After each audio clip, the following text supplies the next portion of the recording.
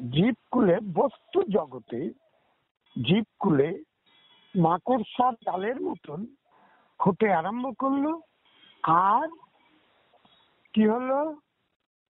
জল বরফ হতে আরম্ভ করলো।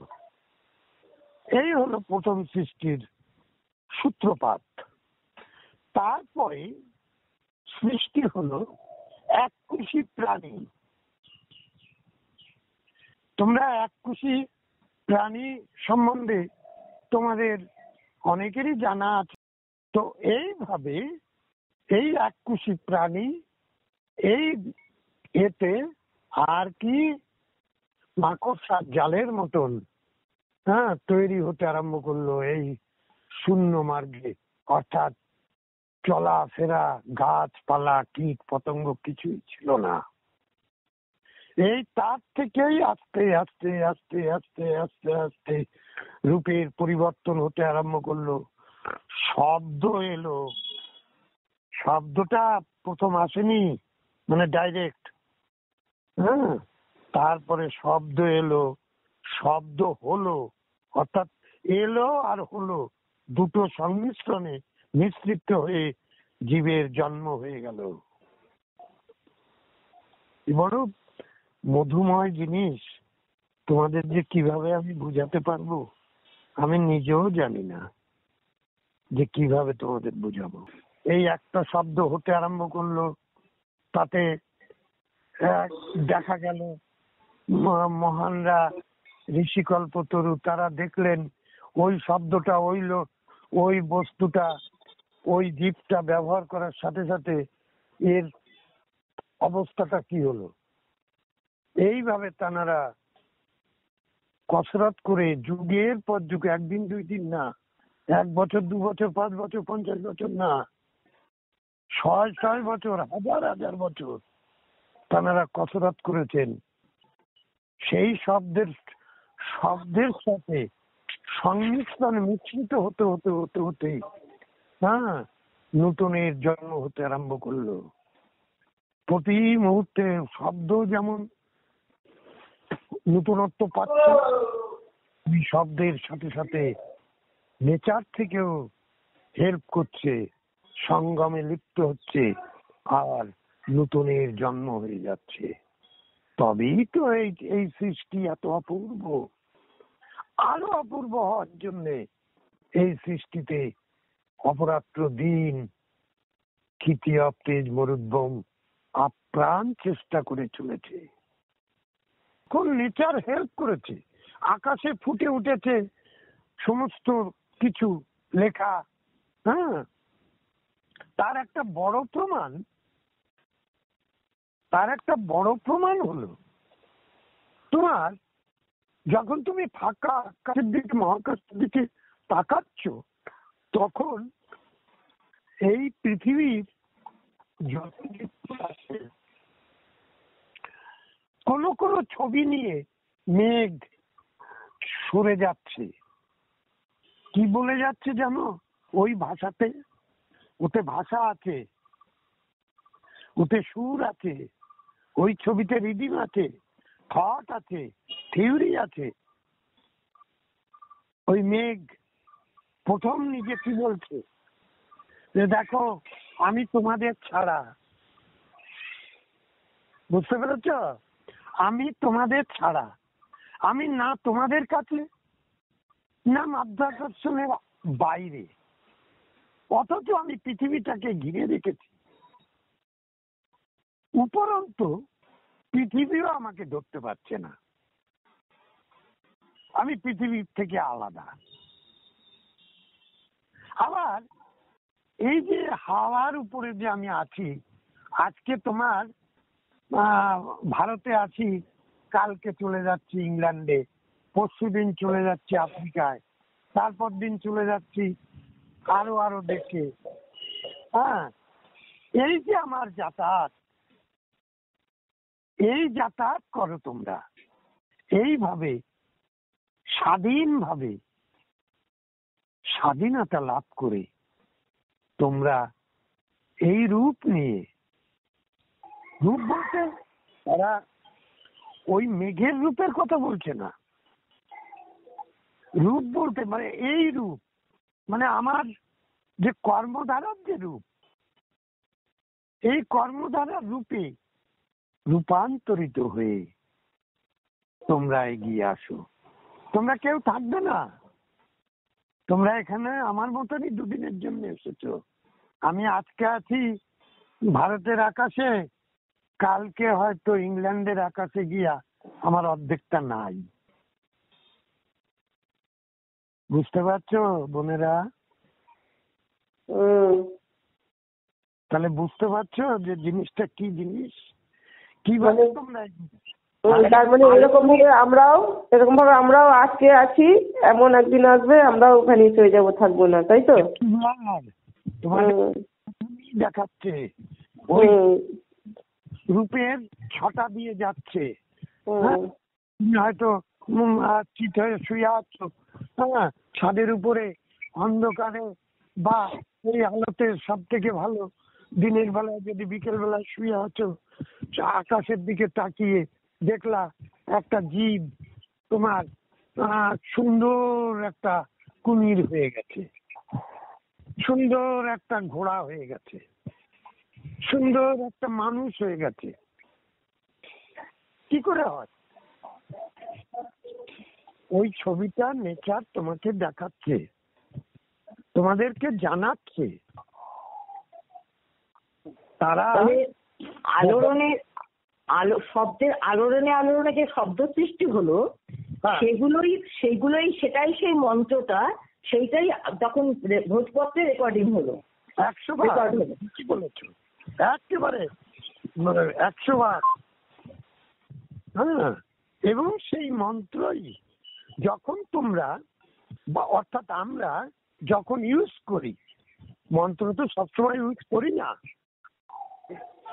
সেই মন্ত্রটা যখন আমরা ইউজ করি, হয়তো ধরো পুজো আশ্রা, তারপরে বাবা মা বা আত্মীয় স্বজন চলে গেছে, শ্রাদ্ধ শান্তি হ্যান সব এমনি এমনি একেবারে আনেনি, এর পিছনে যুক্তি আছে।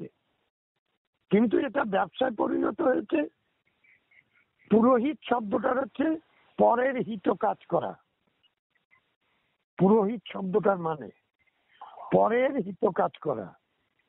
আর আমাদের বর্তমান সমাজে পুরোহিত হচ্ছে পরের সর্বনাশ করা, একদম উল্টো।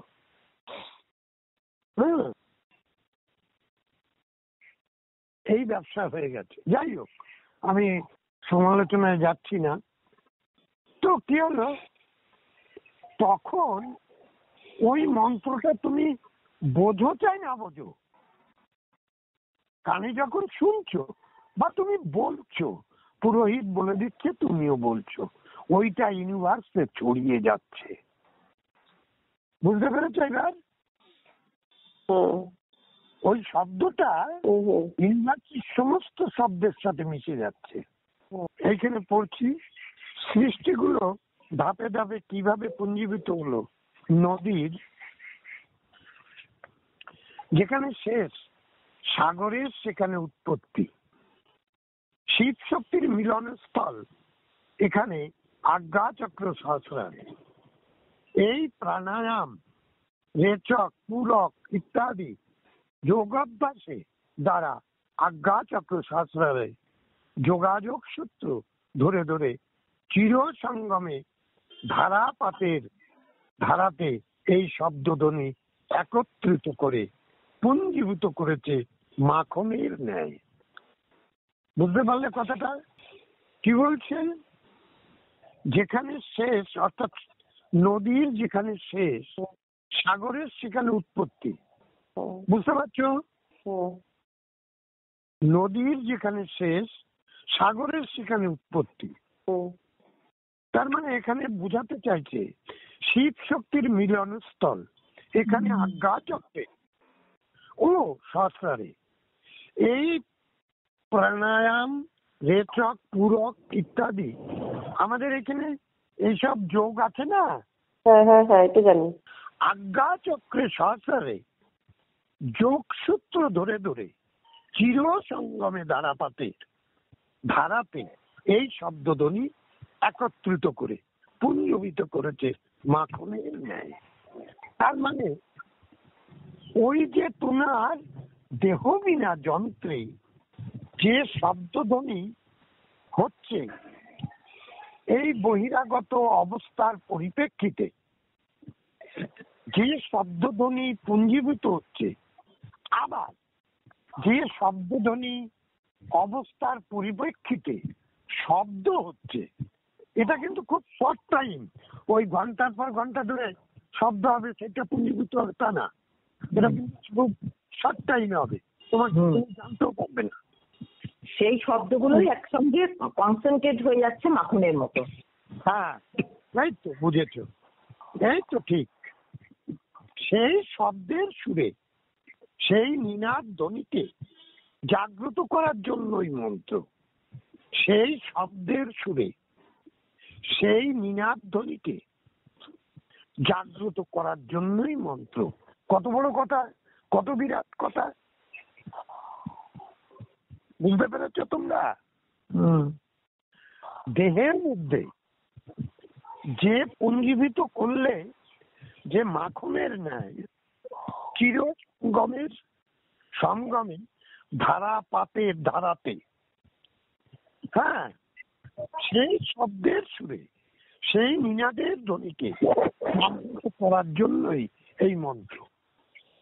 হ্যাঁ, মানে সেই যে পুরনো, সেই যে আদি গুরু আমাদের বলছে না যে ব্রহ্মহাটের বীজ দিয়েছি তোমাদের। এবার বুঝতে পারছো যে কত দূরত্বের জিনিস, এবং তার ক্ষমতা অনুযায়ী তোমাকে তার ক্ষমতা বলে সেই মুক্ত আকাশের মুক্ত বীজ, ব্রহ্মহাটের বীজ তোমরা পেয়েছো। বুঝতে পারলে?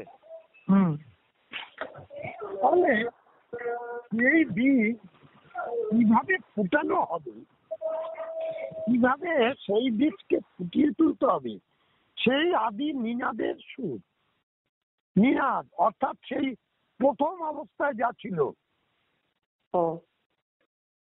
তাই সেই যে মাখনের ন্যায় তুমি যুক্ত করেছো যে সুর, সেই সুরকে তোমাকে জাগিয়ে তুলবার কথা বলছে। বুঝতে পেরেছো এইবার? সেই আদি সুর, যেটা যে ঋষিকল্পরা যে সুর আকাশে দেখেছিলেন, দেখে সেটা থেকে সৃষ্টি হয়েছে, সেই সুরের কথা বলা হচ্ছে, তাই তো? বৈদজ্ঞ জ্ঞানে যে অপূর্ব মিলনের শক্তি সৃষ্টি হয়েছিল, কথাটা শুনো ভালো করে। এই বৈদজ্ঞ জ্ঞানে, এই বৈদজ্ঞ জ্ঞানে যে অপূর্ব মিলনের শক্তি সৃষ্টি হয়েছিল, তাহাই মূল মন্ত্র। এবার বুঝতে পেরেছ? হ্যালো, না, এখানটা ভেঙে বলুন বৈদগ্ধ জায়গাটা। এই বৈদগ্ধ জ্ঞানে অর্থাৎ তোমার এই জ্ঞান নয়, এই যে পুড়িয়ে জ্ঞান আলো দিয়ে সমস্ত কিছুকে পুড়িয়ে ছারখার করে দিয়ে বিশুদ্ধতে এসে শোধন করে, বুঝতে পেরেছ? বিশুদ্ধতে এসে ওইটাকে শোধন করে অনাহততে কি করলে, ওইটাকে পোড়ালে। মানে একেবারে ওর যত রকমের ছিল, হ্যাঁ, তাই তো বলছে বৈদগ্ধ জ্ঞানে, অর্থাৎ সেই অনাহতে ওটাকে পুড়িয়ে ফেললে। তারপরে যে রেজাল্টটা এলো, তারপরে যে জিনিসটা বেরোলো, সেই জিনিসটা বিশুদ্ধতে শোধন হলো, পরিষ্কার করা হলো। শোধন করে, সেই শোধন করে অপূর্ব মিলনের শক্তি, অপূর্ব মিলনের শক্তি সৃষ্টি হয়েছিল। বুঝতে পেরেছ এইবার? হ্যাঁ, ওই মানে বিশুদ্ধে শোধন করে তারপরে আজ্ঞা চক্রে আর সহস্রারে মিলন হলো, শব্দটাকে আজ্ঞা চক্র এবং শাস্ত্রে হুম যে মিলন এইখানে লিখছে হুম যে অপূর্ব মিলনে সৃষ্টি হয়েছিল, অপূর্ব মিলনে। হ্যাঁ হ্যাঁ, সে অপূর্ব মিলনের যে সুর সৃষ্টি হয়েছে। হ্যাঁ, হুম সেই সৃষ্টি হয়েছিল, তাহাই মূল মন্ত্র। তাহাই মূল মন্ত্র। এবার বুঝতে পারলে? হুম তাহলে এই যে জিনিসটা তোমরা নিজেরা বলো তো, এই পুরোহিতরা এটা জানবে কোত্থেকে? এইবার সেই সংমিশ্রণের মিশ্রিত যে শব্দ, মূল মন্ত্র, গুরু বলেছেন যে আমাদের যে মন্ত্র দিয়েছেন গুরু, সেই মন্ত্রটা হচ্ছে আদি বীজ মন্ত্র। তাহলে এবারে ঠিকানাটাও পেলে, আদি বীজ মন্ত্রের ঠিকানাটা পেয়ে গেলে তোমরা। আচ্ছা, আর তোমাদের কোনো এখানে মন্ত্র কোথায় পেয়েছি, কিভাবে পেয়েছি, আমাদের আর চিন্তা রইল না। এবং গুরু এও বলেছেন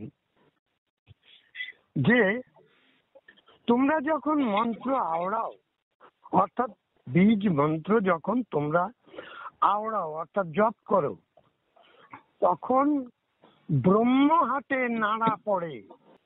তোমরা যখন এই বীজ মন্ত্র আওড়াও, তখন ব্রহ্ম হাতে নাড়া পড়ে, শূন্যে ঝাঁকানি দেওয়া হয়। খেলনা কথা না, ভুলে যেও না। একটা গাছকে যদি ধরে ঝাঁকানি দাও, তার শুকনো পাতাটা পড়লেও পড়বে, তার শুকনো একটু ডাল যদি থাকে তা ভেঙে পড়বে, এটা মনে রেখে। তাই গুরু এই কথাটা বলেছেন যে তোমরা যখন মন্ত্র আওড়াও, তখন শূন্য অর্থাৎ সেই এতে নাড়া পড়ে, ঝাঁকানি দেওয়া হয়। আবার শূন্যে এগিয়ে যাচ্ছ, শূন্যে গিয়ে ঘর বাঁধতে চেষ্টা করছো, আবার শূন্যে গিয়ে দৌড়দৌড়ি করার চেষ্টা করছো। তোমরা শূন্যে চলো, শূন্যে থাকো, শূন্যের ধ্যান করো। শূন্যে গমন আগমন করলে তোমাদের দেখবে তত্ত্ব বুঝতে আরো কঠিন থেকে কঠিনতম তত্ত্বে তোমরা ঢুকবে। তোমরা যদি শূন্যে গমন করলে এটা হয়, শূন্যে গমন না করলে এইটা হয় না। হ্যাঁ, এটা করা সম্ভব হয় না। শূন্যে গমন করলেই একমাত্র সেটা সম্ভব। কারণ মনের ব্যাপকতা, মনের বিরাটত্ব। হ্যাঁ, তোমাদের কেন আগে কল্পনা এবং বাস্তব সম্বন্ধে তোমাদের বলে এসছি। কল্পনাটা বাস্তব, এই জায়গায় বলছি, কল্পনাটা বাস্তব, বাস্তবটা কল্পনা। অবাস্তব বস্তু যেটাকে অবাস্তব বলা, সেটা কল্পনার বাস্তব। অবাস্তব বস্তু কল্পনায় স্থান করে কল্পিত করে সেটা বস্তু হয়। এও আর এক খটকা, এও আর এক গাট্টা। বুঝতে পেরেছ? ওটা আরেকবার বলুন। অবাস্তব বস্তুকে কল্পনায় নিয়ে এসে কি একটা বললেন?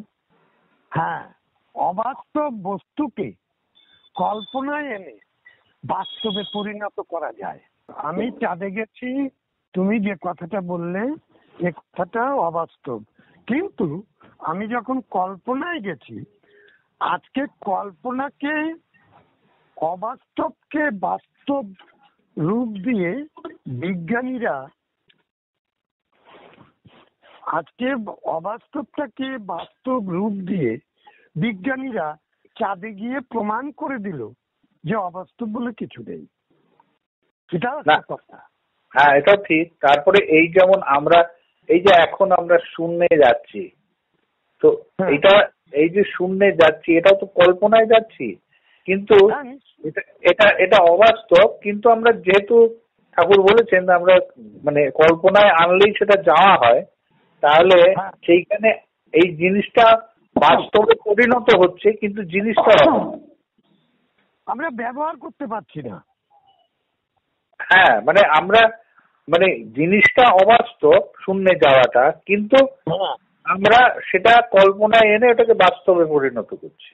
হ্যাঁ, এর স্থায়িত্ব গ্রহণ করাচ্ছি, বস্তু রূপ নেওয়ানো হচ্ছে।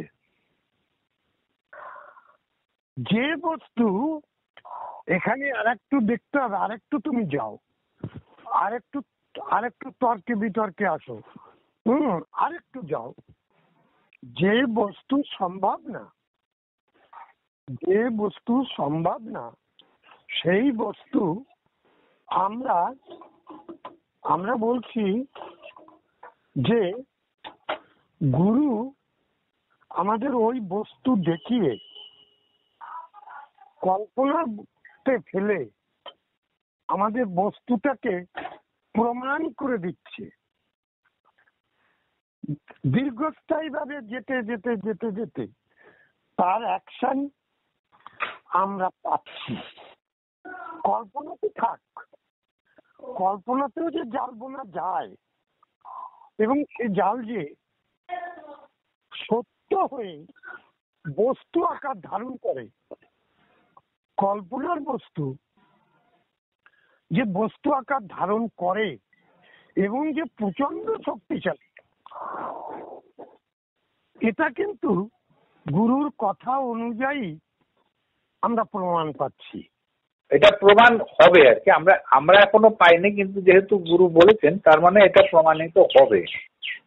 কল্পনার জিনিসটা কল্পনার জিনিসটাকে ভাবতে ভাবতে ওটা তখন বাস্তব হয়ে যাবে, মানে আমার কাছে তখন ওটা বাস্তব হয়ে যাবে।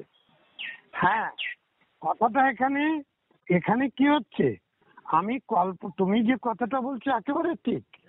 কল্পনা করতে করতে একদিন বাস্তব হয়ে যাবে। যখন বাস্তব হয়ে যাবে তখন তাকে তিনি কি কি প্রমাণ দিচ্ছেন তার জন্য। যেমন মেঘটা উপরে ঘুরে বেড়াচ্ছে, তাকে কোনোদিন ধরা যাচ্ছে না, বুঝতে পেরেছো? মেঘটা উপরে ঘুরে বেড়াচ্ছে, এটা তো অবাস্তব নয়। না, তাহলে অবাস্তব যদি না হয় তাকে ধরতে পারছি না, এটাও অবাস্তব নয়। না, আমি যদি চেষ্টা করি মেঘটাকে ধরবো, কেউ কি পেরেছে মেঘটাকে ধরতে? না। তাহলে গতির উপরে সে দেখিয়ে দিয়ে যাচ্ছে, কিন্তু অবাস্তব নয়, কিন্তু বাস্তবও নয়। দুটো একটাও স্বীকার করতে পারছি না। যেহেতু আমি দেহ নিয়ে আছি বলে সেহেতু আমার দেখাটাই সত্য। আবার দেখাটাকে যখন আমি ভেঙে ফেলছি, দেখাটাকে যখন প্রমাণে করতে চাচ্ছি, আমার দেহ দিয়ে যখন তাকে আঁকড়াতে যাচ্ছি তখন আর আঁকড়াতে পারছি না। তাহলে এই জায়গা তুমি এসে আবার নিজেকে কল্পনায় নিয়ে যাও। তুমি মহাশূন্যে গেছো, তোমার মনের ক্যামেরা খুলে দিয়েছো, তুমি অনেক কিছু দেখতে পাচ্ছ, অনেক কিছু উপভোগ করছো, তুমি অনেক কিছু বুঝতে পারছো, উপলব্ধি করছো, কিন্তু সেটা কি দিয়ে? তোমার মনকে কি কোনোদিন ধরতে পেরেছো? তোমার মনকে কি কোনোদিন ধরতে পেরেছো? না, মনের গতি তো অনেক বেশি, সবকিছুর থেকে মনের গতি বেশি। স্বপন, না, সেটা তো মন তো একটা মানে কি বলা যাবে, গতিশীল, মানে এই বস্তুটাকে তো ধরা যায় না, অথচ সেটা তৈরি। তাহলে এখানে তুমি বিচার করো, তোমারই তো বিচার বুদ্ধি সেই মন দিয়েই করবে। হ্যাঁ, এখানে বিচার করো যাকে ধরা যায় না, যাকে ছোঁয়া যায় না, যার পরিধি মাপা যায় না, যাকে অবাস্তব বলে তো আমি ঘোষণা করতে বাধ্য হচ্ছি। কেন? যেহেতু তাকে ধরা যায় না। হ্যাঁ, কিন্তু তোমার ভিতরে যে আছে, তুমি সেই অবাস্তব বস্তুটাকে দিয়ে দৌড় করিয়ে মহাশূন্যে আর একটা অবাস্তব বস্তুকে নির্ণয় করছো এবং সেই অবাস্তব বস্তুটাকে তুমি ধরার চেষ্টা করছো। হ্যাঁ, সে তো বস্তুরূপ মানে দেওয়া। আমার কাছে অন্য কোনো মানে উপায় নেই একে পাঠানো ছাড়া। মন ছাড়া তো আমি কাউকে দিয়ে এই জিনিসটাকে উপলব্ধি করতে পারছি না। হ্যাঁ, কিন্তু কিন্তু মনকে যখন তুমি পাঠাচ্ছ, তখন তুমি মাদার পয়েন্ট হয়ে তুমি এই পৃথিবীর বুকে থেকে কি করছো? তুমি মাদার পয়েন্ট হয়ে এই পৃথিবীর বুকে থেকে তাকে যোগান দিয়ে যাচ্ছ দেহ বিনা যন্ত্র দিয়ে। কেন? যেহেতু এই দেহ বিনা যন্ত্রে অনন্ত কোটি অণু পরমাণু বিশ্বের সমস্ত কিছু দিয়ে দেহটা গড়া, তার জন্যই তুমি তাকে যোগান দিতে পারছো। যোগান বলতে কি বলছেন? তুমি এই যে যোগান। তো ওকে আবার তাড়া করো, বলে যাই যা ওইখানে গিয়ে থাক। আচ্ছা আচ্ছা, ওকে নির্দেশ দেওয়া, মানে কমান্ড করা, এই যে ব্যাপারটা আর কি। কমেন্ট করছো তুমি, পরিচালনা করা। তাই একটা দেহ বিনা যন্ত্রের ভিতরে আটকানো, তার কারণ সে তো আটকা রয়েছে। সে আটকা রয়েছে বলে যার জন্য তো এখানে দুটো পার্ট। অনেকটা ঘুড়ি ওড়ানোর মতন আর কি। লাটাইটা এখানে আছে, ঘুড়িটা উড়ছে উপরে। এই তো আমার ভাইটি এই করতে এবং দেহ বিনা যন্ত্রের সাথে কিভাবে যুক্ত হয়ে আছে এই শূন্যটা, তোমরা আজ হয়তো মূল্যায়ন করতে পারবে না। আজকে তুমি মূল্যায়ন করতে পারবে না। তোমরা আরেকটু দৌড়াও, আরেকটু দৌড়াইলে তোমাদের এক একদিনের ঘি বেরিয়ে যাবে যে কি করলাম আমরা। আমার একান্ত ইচ্ছা যাওয়ার সময় যেন চোখের জল না পড়ে। এইটাই আমি তোমাদের কাছে বোঝাতে চাইছি। গুরু গুরু শব্দ করে যেন মূল মন্ত্র জপ করতে করতে চলে যেতে পারো। হ্যাঁ, যাওয়ার সময় যেন চোখের জল পড়ে। কিছু নিয়ে যাও, ওখানে গিয়ে দেখতে পাবে যে কত কাজ গেছো। শূন্য ধ্যানে, শূন্য জ্ঞানে কত বড় বিরাট কাজ হয়। শূন্য স্মরণ করলেও কাজ হয়, মনন করলেও কাজ হয়। এই যে কত বড় কাজ। তোমাদের তো কিভাবে বলি, তোমাদের হ্যালো ঝন্টুদা, আর এখন যা বললেন, মানে যা আমরা কল্পনা করে, দেহ বিনা যন্ত্র দিয়েই তো কল্পনাটা হচ্ছে, দেহটা থাকার জন্যই এটা সম্ভব। এই যে কল্পনা করে যা শূন্যে গিয়ে কল্পনা করছি, তাহলে এটা একদিন বাস্তব হয়ে যাবে। এটা তোমার কাছে দেহটা ছাড়া সাথে বাস্তব হয়ে যাবে। দেহটা ছাড়া সাথে সাথে বাস্তব হবে। ও, মানে দেহটা যখন ছাড়ার সাথে সাথে বাস্তব হবে। আচ্ছা, মানে এখন শুধু কল্পনাতেই থাকবো, এখন শুধু কল্পনাকেই কাজে লাগাতে হবে, কল্পনাই করে যাবো। সেই যা শূন্যে যা দেখছি বা যা করছি, এটা তো কল্পনাই হচ্ছে সমস্তটা। কিন্তু বাস্তবটা মানে এই দেহ থাকতে থাকতে বাস্তব হবে না। হ্যাঁ, এটা একটা বাস্তব তোমরা পাবে। আচ্ছা, শরীরের ভিতর থেকে পাবে, তোমরা উপলব্ধি করতে পারবে।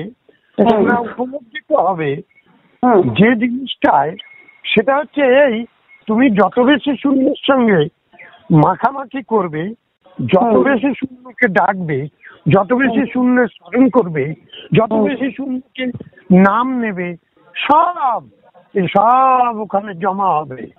হ্যাঁ, পরমাণু হয়ে। এতে করে কি হবে, তোমাদের দেহটা যখনই ছাড়বে তখন নতুন স্বাধীন দেহটা যখন তোমরা পাচ্ছ, নতুন স্বাধীন দেহটা যখন তোমরা পাচ্ছ,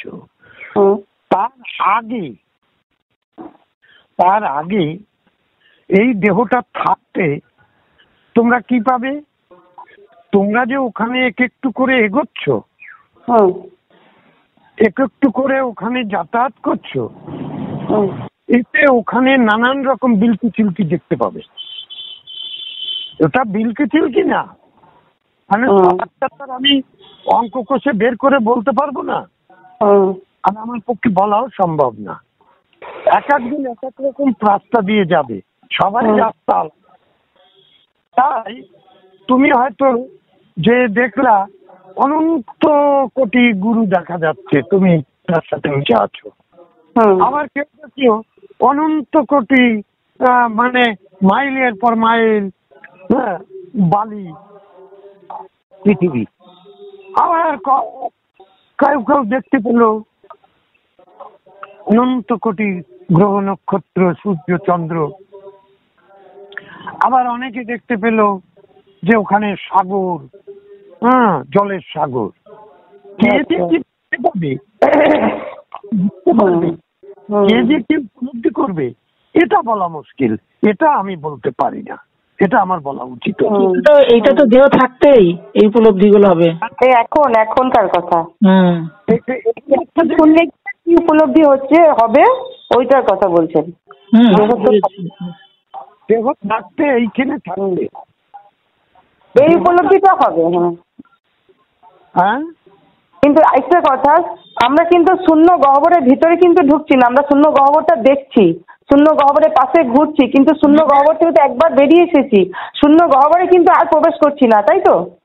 পারবে না তো, সেটাই বলছি। ওইটা একবার জানার ছিল আমার।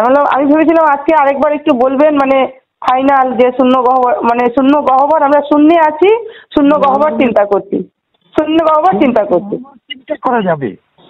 শূন্য গহ্বরের বাইরে যা বেরোচ্ছে, যা বেরোচ্ছে সেগুলো দেখতে পাচ্ছি, কিন্তু আমি কিন্তু শূন্য গহ্বরে আর ঢুকতে পারছি না। না, তুমি ঢুকতে পারবে না, আমি আর ঢুকতে পারছি না। আমি আশেপাশে ঘুরছি, দেখছি কি বেরোচ্ছে ওখান থেকে, ওগুলো দেখছি। যারা একবার দেহ ধারণ করেছে তারা তোমাদের তো অনেক আগেই বলে দিয়েছি, যারা একবার দেহ ধারণ করেছে জানি মহাকাশের আন্ডারে চলে গেছে। মহাকাশ থেকে তারা কোনোদিনই মূল শূন্যতে মিশতে পারবে না। তার মানে শূন্যের কার্যকলাপ দেখতে পারবো কল্পনায়। কার্যকলাপ দূর থেকে দেখতে হবে। তাহলে যন্ত্ররা, হ্যাঁ বলো। বলছি ওই গঙ্গার পাড়ে দাঁড়িয়ে গঙ্গার শোভা দেখতে হবে আর কি। এই তো গঙ্গার পাড়ে দাঁড়িয়ে গঙ্গার শোভা দেখতে হবে। কত উঠাল পাতাল হচ্ছে, বাহ। কিন্তু আরেকটা কথা, ব্যক্তি সত্তা নিয়ে শূন্যকে দেখতে হবে, বুঝতে হবে। হ্যাঁ, তুমি একবার শূন্যের সাথে মিশে যাবে, আর একবার আবার মহাকাশের সাথে তুমি মিশে যাবে। তোমাকে তো ছাড়বে না নেচার, তোমাকে ছাড়বে না নেচার, তোমাকে কোনো দিক থেকে ছাড়বে না। মহাকাশে যখন আছি, মহাকাশ তো ছাড়বে না, মহাকাশকে নিয়েই চলতে হবে। তোমাকে কখনোই নেচার ছাড়বে না, কারণ নেচার চায় না যে তুমি শূন্যের সাথে মিশে যাও, তাহলে তো মহাকাশের দরকার হতো না। কিন্তু আমি বলছিলাম সন্তুদা, আমরা তো সাগরের বুকেই আছি, কিন্তু সাগরের কোলে থেকে, জাহাজের ভিতর থেকে সাগরের বুকে আছি, সেটা হচ্ছে না, সেরকম হচ্ছে না। আছি তো আমরা সাগরে আছি, কিন্তু বিশাল সাগরের মধ্যে আনাচে কানাচে চলে গেলে খুঁজে পাওয়া যাবে না। কিন্তু যখন আমরা সাগরের ভিতরে জাহাজে আছি, তাহলে আমরা তো সেই সাগরেই রইলাম, কিন্তু জাহাজের ভিতরে থাকলাম। তাহলে কি মহাশূন্যের ভিতরে থেকে মহাকাশ, মহাশূন্য হলো সাগর আর মহাকাশ হলো জাহাজ, তাই তো? মহাকাশ জাহাজ না, আচ্ছা মহাকাশটা জাহাজ না, পৃথিবীটা যে জাহাজে আছো তোমাকে তো জাহাজ পরিবর্তন হবে, তোমার তো ওইখানে স্থায়িত্ব পাবে না। আচ্ছা কোনো ব্যক্তি, কোনো জীব কোনো জায়গায় স্থায়িত্ব পাবে না কোনো কালে। জীবটা এসছে কেন? পিছনে চলে যাও, জীবটা এসছে কেন? নিজেকে জানতে।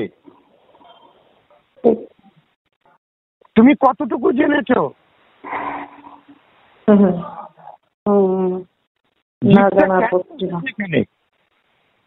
দেহটা কেন দিল তোমাকে? নিজেকে জানবার জন্য।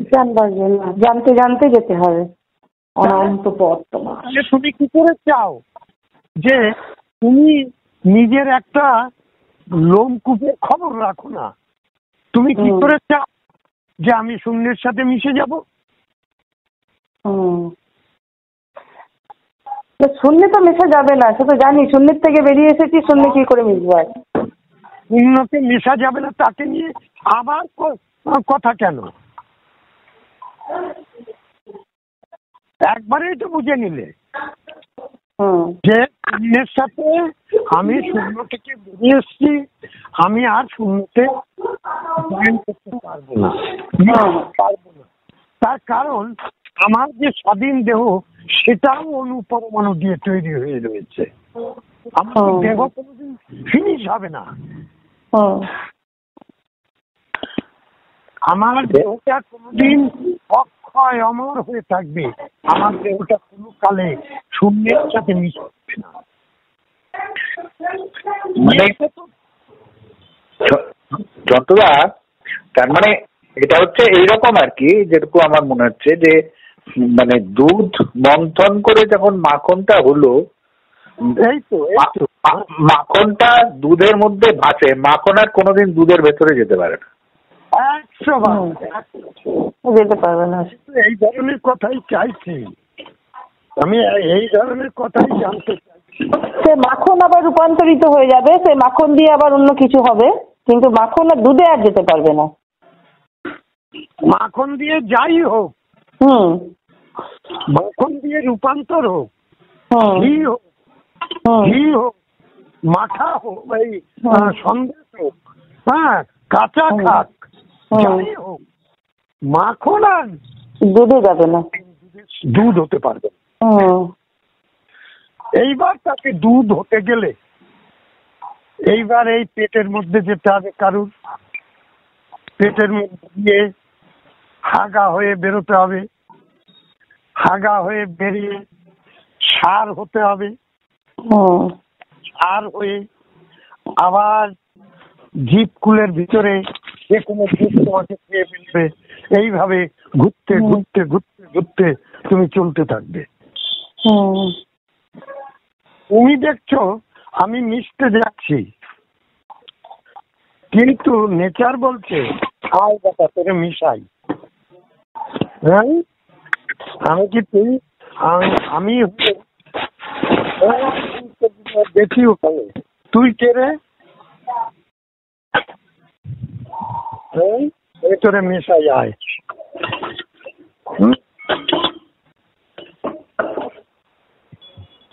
সেই জন্য খুব সাবধানতা অবলম্বন করতে হবে, জানতে হবে, বুঝতে হবে, এমনি এমনি না।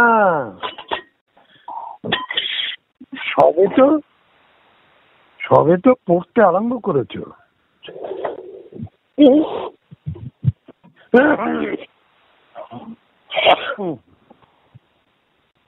ঠিক আছে, আপনি বাজারে যাবেন তো? 4:10 হলো।